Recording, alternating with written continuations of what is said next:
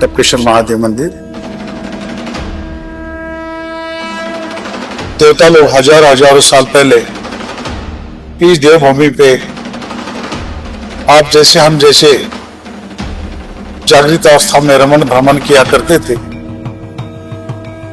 उस दौरान देवता लोग इस गुफा में आके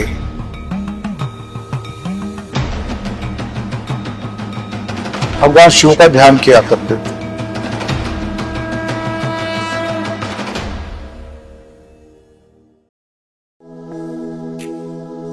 देवभूमि उत्तराखंड की पावन हवा में घुली दिव्यता और उन्हीं वादियों के बीच गुफाओं में बसे टपकेश्वर महादेव, जहां कदम रखते ही मन अपने आप शिवमय हो जाता है।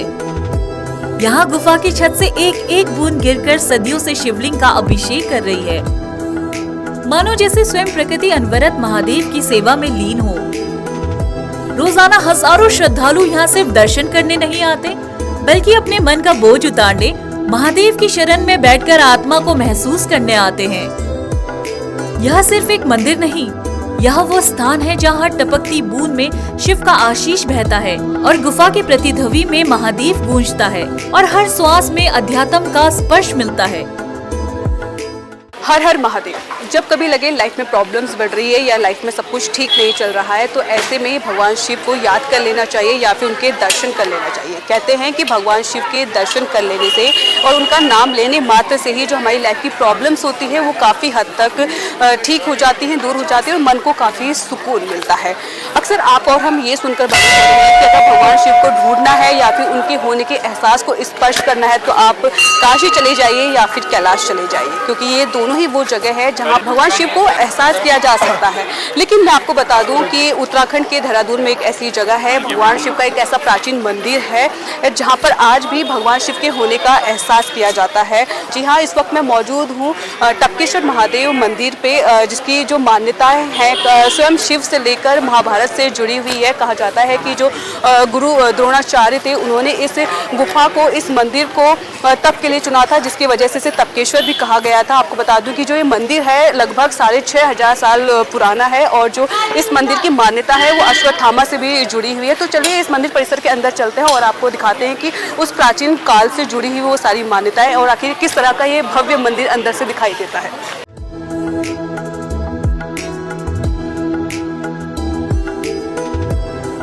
हम टपकेश्वर महादेव मंदिर की ओर चलते हैं, लेकिन उससे पहले मैं आपको बता दूं कि जो आप ठीक मेरे पीछे पेड़ देख रहे हैं काफ़ी सालों पुराना है। आपको बता दूं कि लगभग 6500 साल पुराना ये मंदिर है और ये पेड़ उससे पहले से ही यहाँ पर मौजूद है, स्थित है। अब धीरे धीरे टपकेश्वर महादेव मंदिर की ओर बढ़ रहे हैं और आप देख सकते हैं जो ये सीढ़ियाँ हैं उतरने के लिए, यहाँ पर लगभग 108 सीढ़ियाँ होंगी। भगवान भोलेनाथ के कई प्राचीन मंदिर है जिनकी पौराणिक कथा का इतिहास महाभारत और रामायण के समय से जुड़ा हुआ है। इनमें से एक ऐसा ही भगवान शिव का प्राचीन मंदिर उत्तराखंड देवभूमि में है, जिसका इतिहास महाभारत काल से जुड़ा हुआ है और इस मंदिर का कुछ खास महत्व और रहस्य जुड़ा हुआ है। टपकेश्वर महादेव मंदिर देहरादून के सबसे प्रसिद्ध मंदिर में से एक है। पौराणिक मान्यताओं के अनुसार भगवान शिव ने यहाँ देवेश्वर के रूप में दर्शन दिए थे। इस मंदिर के शिवलिंग पर एक चट्टान से पानी की बूंद टपकती रहती है। टपकेश्वर महादेव मंदिर के इतिहास की बात करें तो ये मंदिर 6500 साल पुराना है। आपको बता दें कि यह भोलेनाथ को समर्पित गुफा मंदिर है। इसका मुख्य गर्भगृह एक गुफा के अंदर है और इस शिवलिंग में पानी की बूंदें लगातार गिरती रहती हैं और इसी कारण भगवान शिव के मंदिर का नाम टपकेश्वर पड़ा।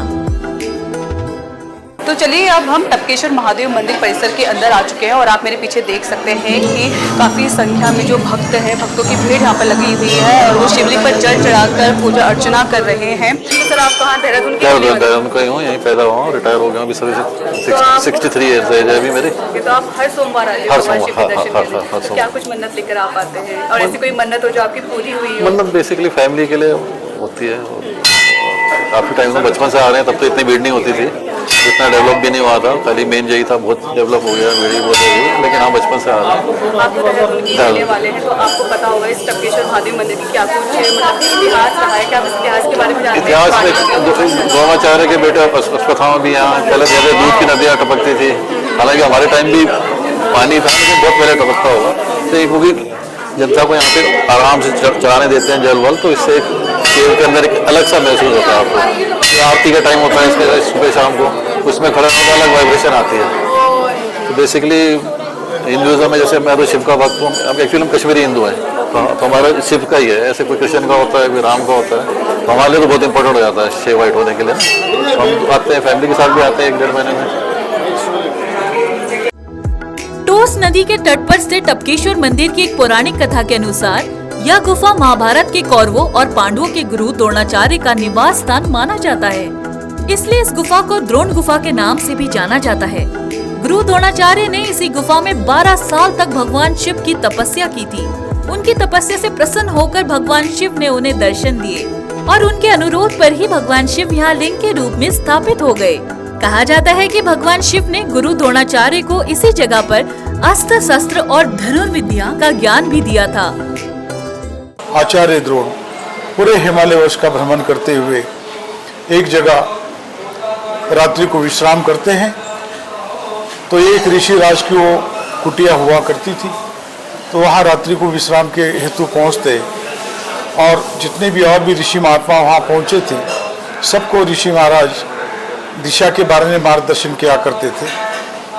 तो सब लोग चले गए अपने अपनी कुटिया में विश्राम हेतु, और द्रोण और उनकी पत्नी माता कृपी कुछ दूरी पे बैठी हुई है।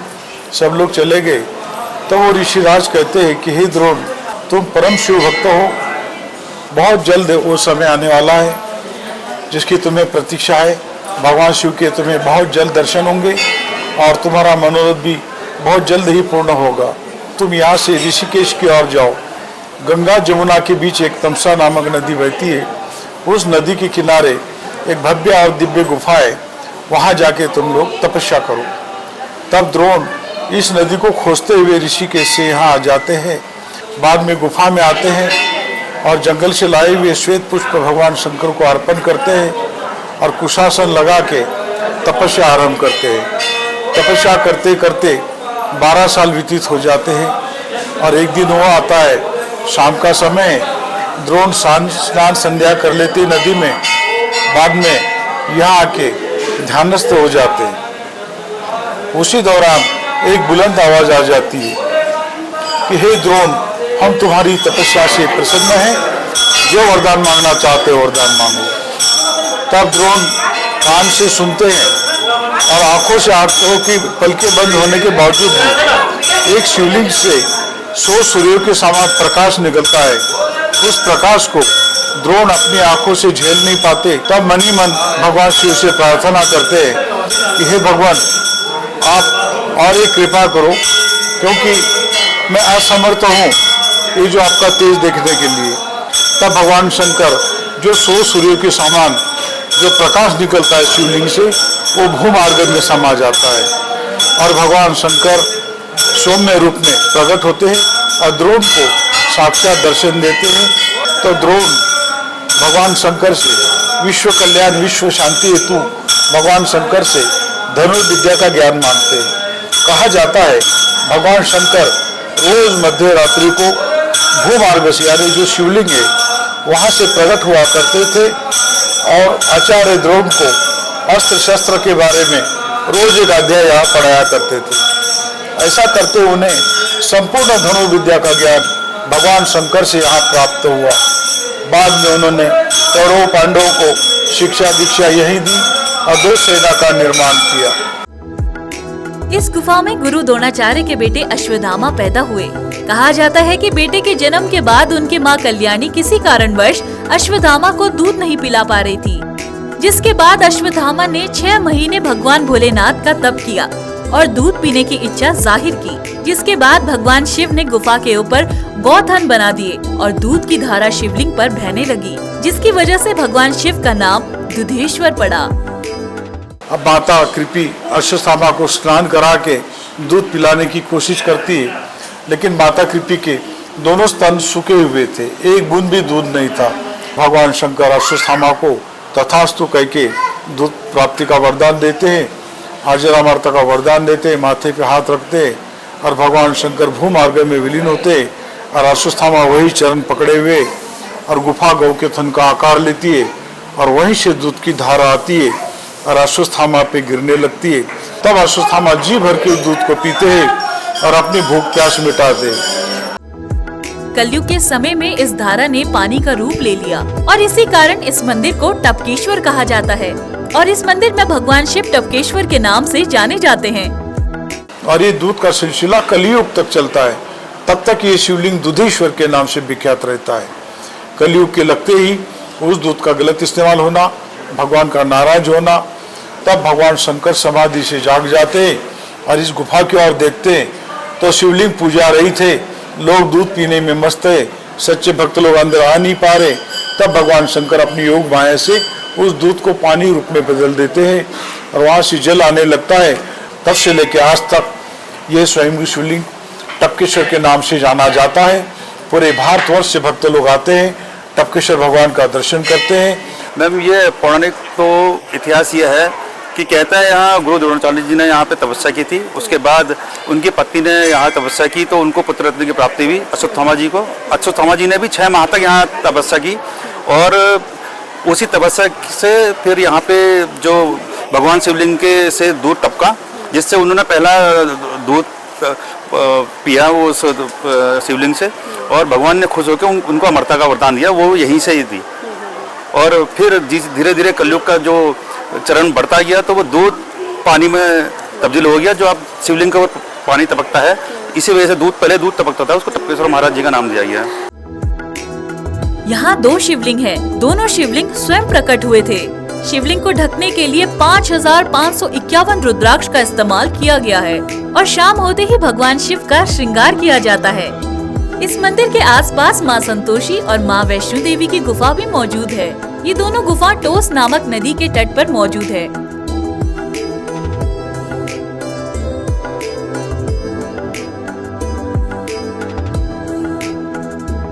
द्वापर युग में टोस नदी तमसा नदी के नाम से प्रसिद्ध थी। मंदिर परिसर के आसपास खूबसूरत झरने हैं। यहाँ काफी श्रृंखला में श्रद्धालु आते हैं। जैसा कि आप देख सकते हैं कि मेरे पीछे जो नदी बह रही है ये टोस नदी है। हालांकि प्राचीन समय में इस नदी को तमसा नदी कहा जाता था। जैसे जैसे समय बदला और नदी का नाम भी बदल दिया गया और आज के समय में इस नदी को टोस नदी कहा जाता है। और इसी नदी के तट पर मौजूद है टपकेश्वर महादेव मंदिर। आप देखेंगे कि एक गुफा मेरे पीछे सामने मौजूद है और इसी गुफा में जो महादेव है, महादेव की शिवलिंग मौजूद है जहाँ पर भक्त जाते हैं, पूजा अर्चना करते हैं। और आप देखेंगे कि काफी संख्या में यहाँ पे जो भक्त हैं वो आए हुए हैं, पर्यटक आए हुए हैं, पानी का आनंद ले रहे हैं और इसमें खेल रहे हैं। और आप देख सकते हैं कि किस तरह से एक लड़की है जो पानी में गिर चुकी है।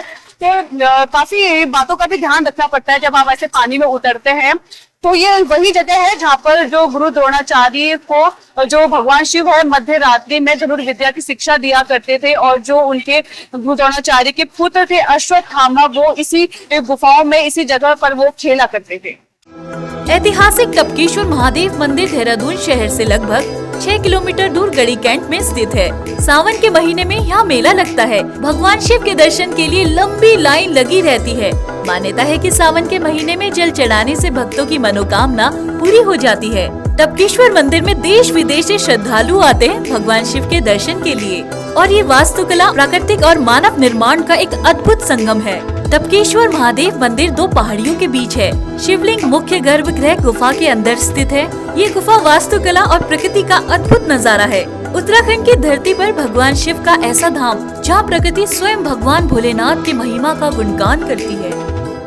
जिस प्रकार से हमने आपको दिखाया कि जो टपकेश्वर महादेव मंदिर है वो अपनी मान्यताओं के लिए काफ़ी ज़्यादा यहाँ पर प्रसिद्ध है।